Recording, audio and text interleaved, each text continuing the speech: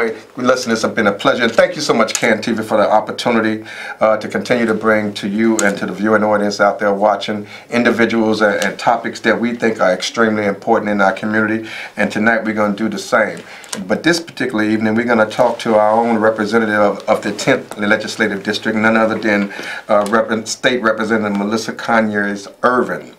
And of course, we're going to talk to her about some of the things that's going on. We're going to talk to her how she feel about being a mother in Springfield, a new mother at that, yes. Which you love. Everybody love it because everybody see it, and we know you're serious. And about jobs for young people, opportunities for young people, about this influx and violence. And then we might want to talk a little bit about the legislation that we've been hearing about the medical marijuana, about opioids being being kind of phased out from being written and replaced with possibly marijuana, medical marijuana. This is some stuff we've been hearing about, so we wanted to ask you some of that. And then we want to ask you about how you feel about the state of the state and what you want to see done in the state and what would you like to see done in the community. And what can we as just residents of your district, what can we do to rally together to make a difference? I'm pushing a rep. I'm just telling you straight up. I'm pushing for voter registration. Okay. All right. Okay. I think people should register to vote, and they should register to vote and vote their consciousness. And it was so much going on. The mayor stepped down. Or he's not running for the third. He's not running for re-election. Third term, right? And so it's everybody running. As of right now. Right now. But anyway, let's get to the show. But let me just start and say, look, Rep, thank you so much. I mean, we know how hard you be out here working. We want to talk to you about how you feel about the work that you're doing. What's your passion? Why are you so passionate about it? We know that you love being a mother, and we see it. We see it, those of us in the community. We see how much you love being a mother, and we love the fact that you're committed to being it, and how you take the little one to Springfield with you. Yes, I do. Yeah, and I think that's a good thing to expose the babies to the life, and you keeping your child close to you. But let's just start off. So we're going to start off the show tonight talking about what can we do as community residents to empower and enlighten each other. What can we do to help each other? I mean, folks are going through some stuff. Yes, they are. Folks are stressed out. Yes, folks are traumatized, and folks really don't know what's to go. I mean, stuff is going on from the federal, state, all the way down. Yes, they are. And you know, thank God we know God. Right? Yes. And that's our leader, right? Yes. But tell us, we want to get you. We don't want to talk about the rep spot. We don't want to talk about the fact that you married to the alderman. We're gonna leave that alone for right now, and we're gonna ask you this question: who is Melissa? Who is Melissa? Yeah, who is Melissa? Now, you're the state rep. We know that, right? And we'll talk more about that. That's right, we will. But who is Melissa? Fair question. Yeah, okay. Not many people ask me that question. You know, I'm kind of strange. It's all good. Okay. I am so proud of where I come from. Okay. And I think that it's important to acknowledge where I come from because it allows people to truly understand my passion as state representative. Okay. So it's a pleasure to be here with you on this evening, Reverend Jones. Thank you for the invitation. My pleasure. Thank you for the work that you do. We really appreciate it. We know that our youth need direction. And we thank you for leading the youth in West Garfield Park. And we appreciate the work that you all are doing in this wonderful television show that you have. But as far as Melissa, as state representative, I come from a single parent household. My mother was a blue-collar worker, and she really just did the best that she could and worked very hard for her 3 girls. So she had 3 girls, and I was the youngest of the 3. Raised on the west side of Chicago, went to Chicago Public School for elementary, for high school, went to State University, Public University, Eastern Illinois University, where I got my bachelor's in finance. First in my family to go to college. My mother told me, I know that you were raised on the west side of Chicago. I know you were raised by a single mom. My mother worked hard, lived check to check, but she said, you know what, baby girl, you can be whatever you want to be. So she encouraged me to go to school, and I wasn't limited by public education. I was empowered by public education. So I went on to Eastern Illinois University, whom I love. Hey, Panthers. Panthers. Yes. and then graduated with my bachelor's in BS in finance. From there, I started in banking. Okay. And went from there to working at an insurance firm in corporate America. Got my master's, my MBA in finance while working in corporate America. And then guess what? What? Here I am. Okay. Here I am. Right. Okay. So now we saw all of that passion just now. Tell me, how do you feel being a mother of such a young child, and that you travel so much, and that so many demands on your time? How do you feel about that? Yes. So one thing that I think is important, as a black woman, I acknowledge the strength of women.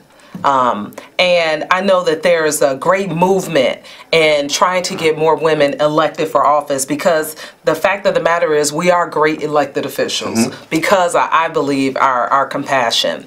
But it's hard because obviously the political environment may be challenging for a woman, not just a woman, but a mother, especially the mother of a young child who's solely dependent, obviously, on you and the care of you. And I actually went to Springfield when my child was an arm baby. She's now 2 years old. I'm so happy. She's walking. She's busy. But I would say, you saw that glow on your face. Oh my gosh, love her, love her. But I say that it's challenging, but it's very rewarding, because what I always tell my residents and tell my colleagues in Springfield is that I'm not just fighting for my daughter. I have a 2-year-old daughter that I'm raising on the west side of Chicago, my husband and I. We're proudly raising her on the west side of Chicago. But I'm not just fighting for her. I'm fighting for all the children in the community. But obviously, as a mother of such a young child, my passion is there even more to protect all the children of my community, because it's important to me that the children on the west side of Chicago are treated just the same as children not only or across the entire Chicago, but as well as the state of Illinois, as well as anywhere in the country. So that means fair and quality education. That's very important to me, that the children on the west side of Chicago receive the same education as children, as we would say, in Naperville. And I'm glad you said that, because I think that's one of the disparities or inequalities that we actually suffer in the community. The young folks may not be afforded the same opportunities in education, in resources for that matter. And I'm so thankful that you have a passion for that, for the young people, and you have a passion for the community. So with that being said, let me just introduce you all to, again, to State Rep Melissa Conyers Ervin of the 10th Legislative District. The phone lines are now open. We want to talk about what we can do to empower our district, what we can do to empower each other, and what can we do to kind of hopefully empower more parents to be more actively involved in the lives of their children. I mean, I understand what's going on out there in the street. I'm not asleep on that. But I really do believe, Rep, if more parents were actively involved, or that if we can complement some of the stuff that they're doing so that they can be more actively involved in the lives of their children, maybe we can decrease some of this influx of violence in our community, because it's appalling that young folks are killing young folks at the rate that they're killing young people. But anyway, let's come back to you. So, Rep, let me ask this question. In your opinion, what is the state of the state of Illinois? What's the state? What condition are we in? I know we owe some money. How much we owe? Well, how much we're in debt? Well, we were in debt $16 billion. $16 billion. Yes, with the current governor that we have. We know with the impasse, the budget impasse for nearly 3 years. $16 billion. Yes. Okay. But let me say this to the statement that you made, which I think is so important about empowering our community. Okay. And you mentioned earlier in the show that you were really pushing for voter registration. A lot of people in our community have lost hope. And that probably bothers me more than anything. So why don't you use this time then, Rep? Yes. And it's on you. Go ahead. One thing that I like to tell the community is that if you think that your vote doesn't matter, look at the races around the state, around the United States. There are proven races. When I say races, I mean political races.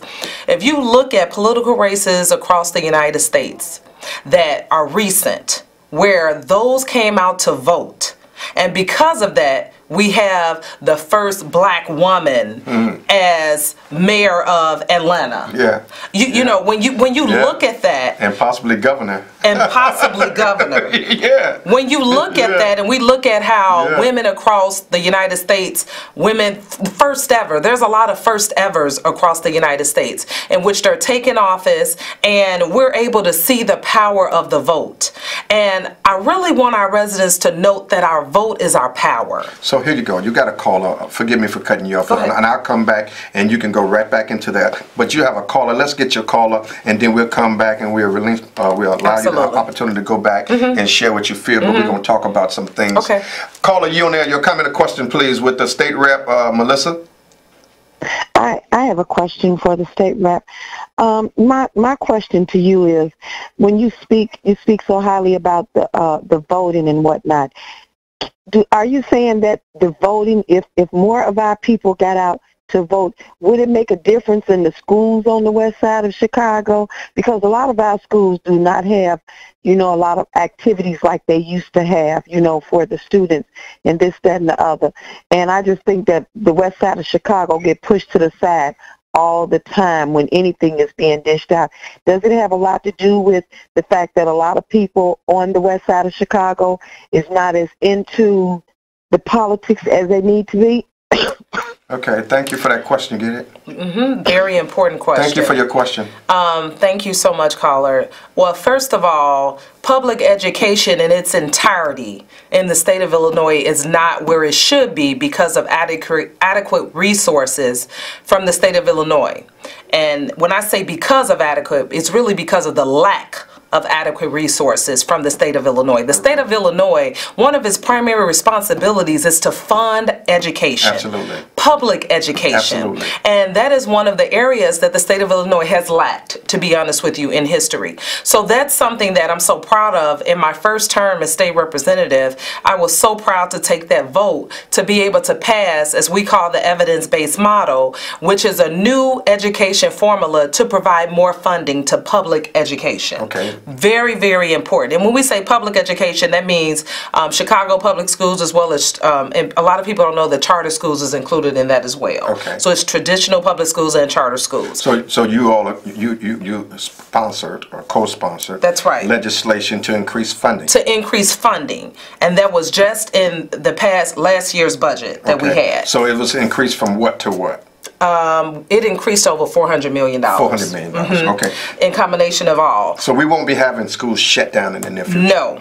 Which like there was we something did before. Well, the schools were in fear of being shut down before, okay. Yes, and which also affected our public universities. Absolutely, as well. that's what I was going. Yeah. I was going with that. Yes. But let's take this moment now, and I want to make this public service announcement on behalf of the family of Thana Muhammad, aka Maddie Jane Chandler, who was savagely murdered, 81-year-old elder of ours, in our home back some time ago. There's a reward out, and we want you to get in touch with us so we can give you information to the family who would like to get some information to break this code of silence, to bring some resolution to and justice for Thana, and also for Lynn Nooney, justice for Demetrius Griffin, the young man that was burnt alive in the garbage can.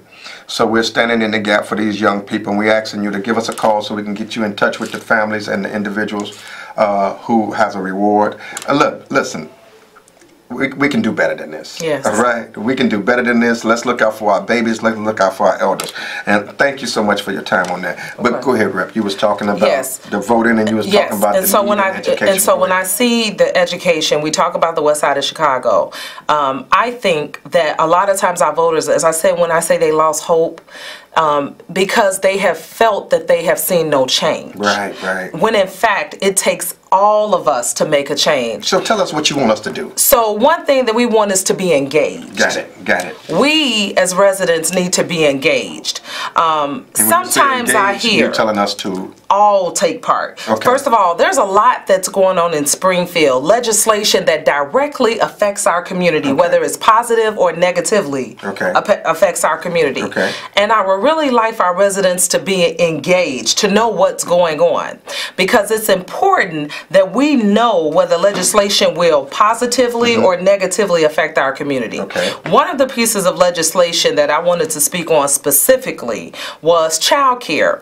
A lot of people in our community we know are working, want to work, and unfortunately cannot afford child care. Okay. One of the initiatives that I worked on that I'm so proud that I was able to pass, and not only pass, but the governor did sign, and it is now law. Which is? That child care would not, no governor would have the authority to cut child care any lower than what it is right now. Like we did before. Like the governor, the current governor that we have 3 years ago, cut child care so drastically that nearly 30,000 families lost child care. Absolutely. And so because of that, I initiated legislation to state we don't ever want that to happen again. Okay. No parent should have to choose between going to work or providing quality child care. But they have to go to work to pay for it. And with me having a 2-year-old daughter, of course I know how expensive childcare is, which I believe the daycare providers isn't paid enough for the work that they do, and we appreciate them caring for our most valuable assets, our children. And so because of that, I believe childcare assistance is so important. Let's get your next caller, Rep. Caller, you on air. Thank you for holding. Your comment or question, please. Hi, my question is, what is a significant milestone do you see yourself overcoming in the future for the guest? Did you hear? No, I didn't. Can you repeat that? I apologize. I can barely hear you. My question is, what is a significant milestone do you see yourself overcoming in the future? I didn't.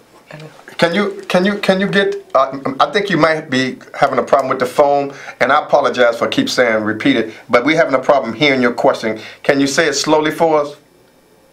What is a significant milestone do you see yourself overcoming in the future? Got it. A significant milestone. Thank you so much for your patience. A significant milestone you see yourself overcoming in the future.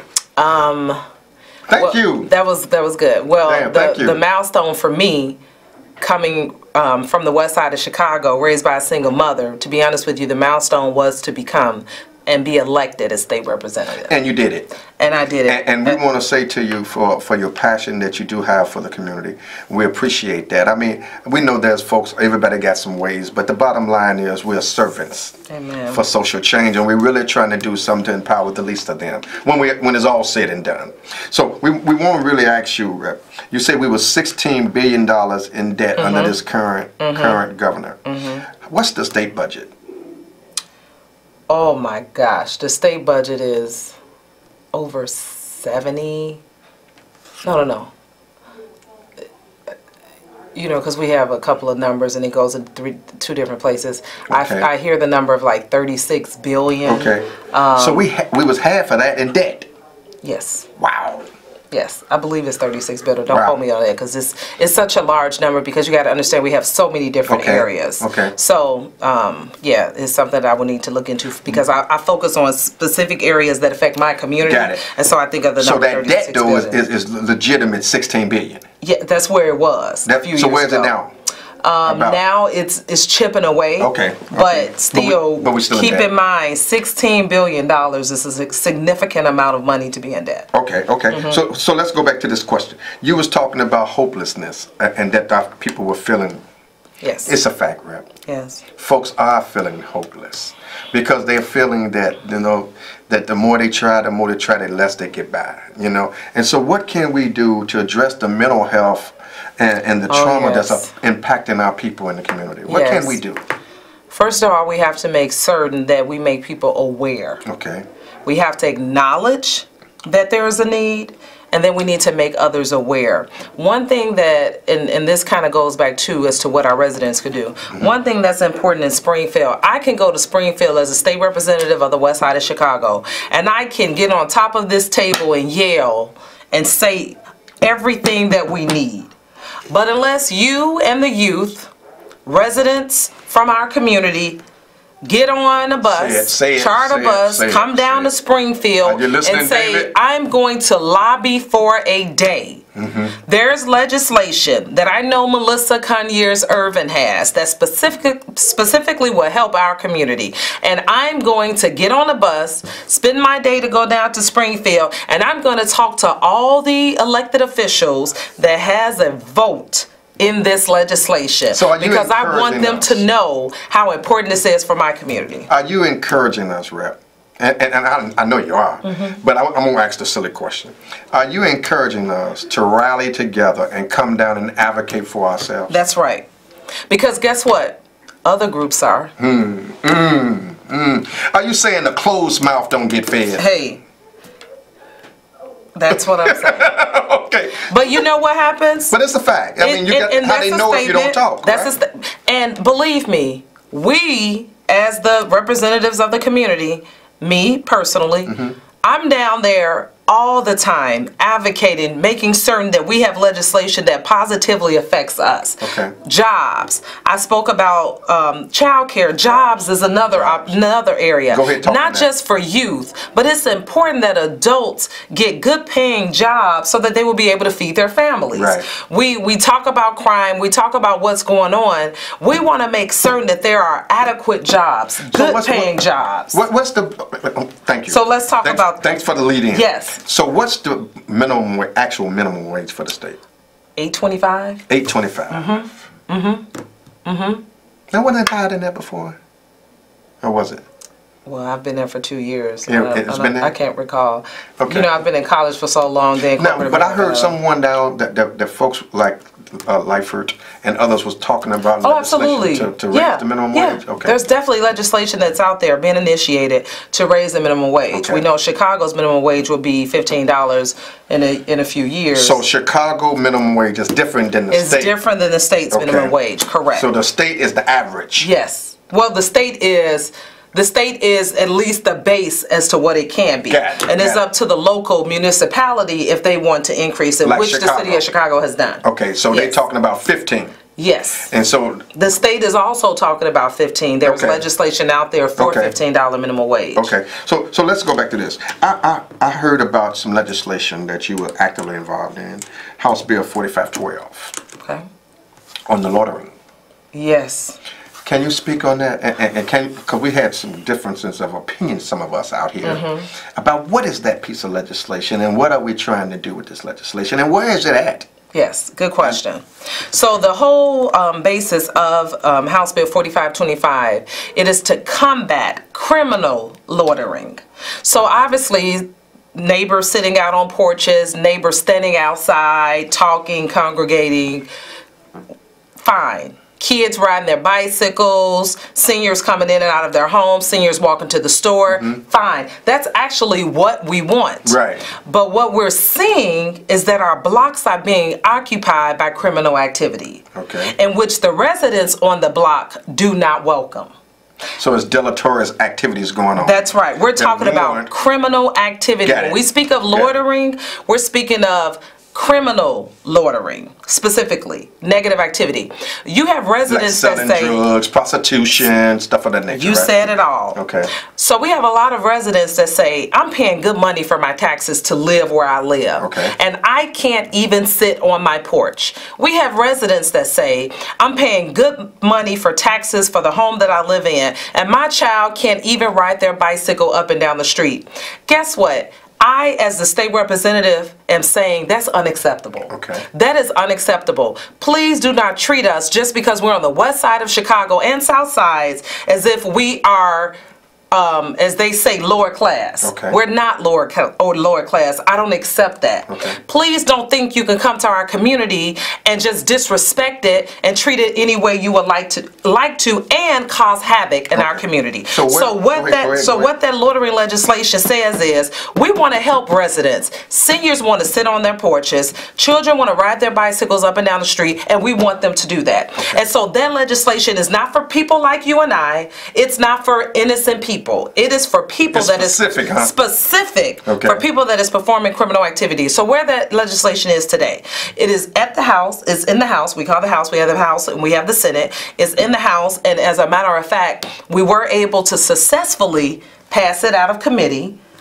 this past session, and we will be moving forward with it to next time, not just get it out of the committee, which was a very good milestone for us, but we want to now present it to the House floor for a vote. For a vote. Okay, we got a caller. Caller, you on there. What's your comment or question, please? Hello? I have a comment for the representative. Yes, go ahead, please. I just wanted to say I appreciate the time and effort that you put in trying to resolve societal issues. It's really good for our community. Thank you so much. I appreciate that. So kind of you. Thank you. Thank you so much. It's my pleasure. Listen, we also want to tell you that tomorrow night at Clark Park, Friday night, Clark Park 4615 West Jackson, we'll be doing an anti-violence light in the night community event. Please come on out and join us tomorrow night. Free food, free entertainment. And then on September the 22nd, we'll be having a parental involvement workshop, parent cafe, with parents coming together. And then on September 29th at Loretta Hospital, we'll be doing our West Side Men's Group. So don't talk about it, be about it. So Rep, give us some closing comments, what you would like us to know, and if folks wanted to get in touch with you, how would they get in touch with you?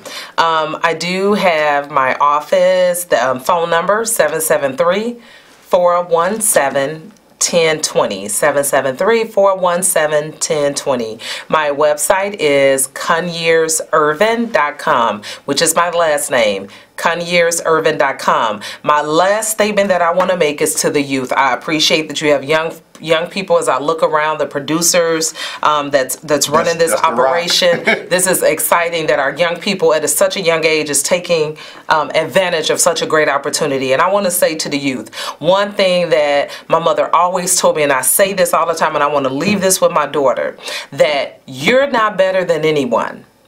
But always remember that there is no one better than you. Listen, God bless you. God thank you. And we see you next week, same time, same station. We'll see you. Wouldn't want to be you. God bless you. Keep doing the good work. Go out and vote. We love you. Good night.